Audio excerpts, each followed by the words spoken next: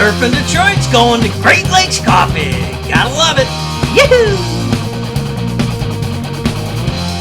This is a great location. It's right in the heart of Midtown. It's right on Woodward Avenue.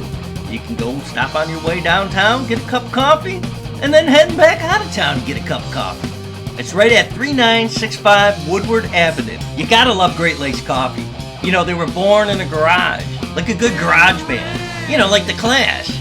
We're a garage band. Anyway, they make coffee. My favorite thing to get there is the lavender latte. I know, lavender. Go figure.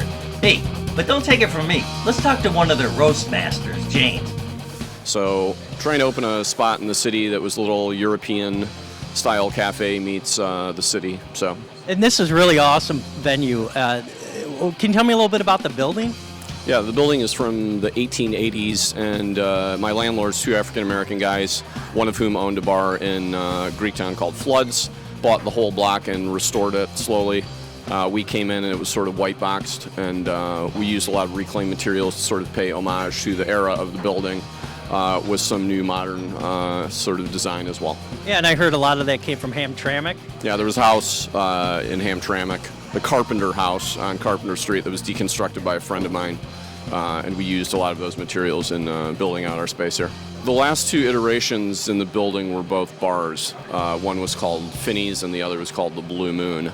Dating back to the 1880s, I'm not sure. There's some tunnels that go under Woodward and Alexandrine, so I'm sure there's a lot of history here that I'm unaware of. That's awesome. And so even though this is a coffee shop, you still serve alcohol, right? Yes.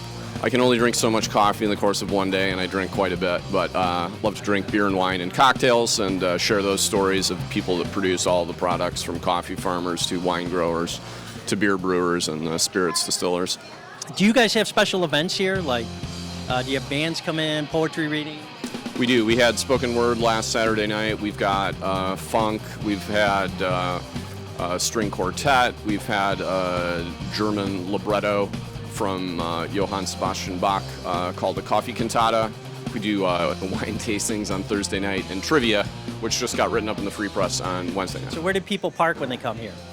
We have a parking garage behind. There is some street parking, but we've lost all of the parking on Woodward. You can go down to Cass and park there. What's your clientele?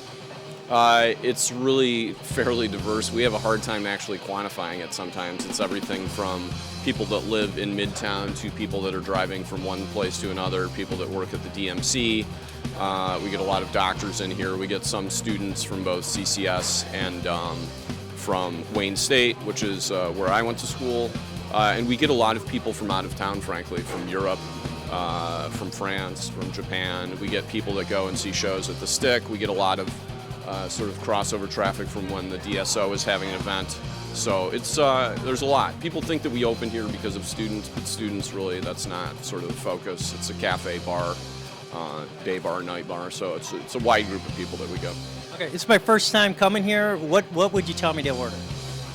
Well, I would order probably the Elkin Guzman pour-over coffee. He's a friend of mine who's a really smart and excellent farmer from southern Colombia in a town called San Agustin.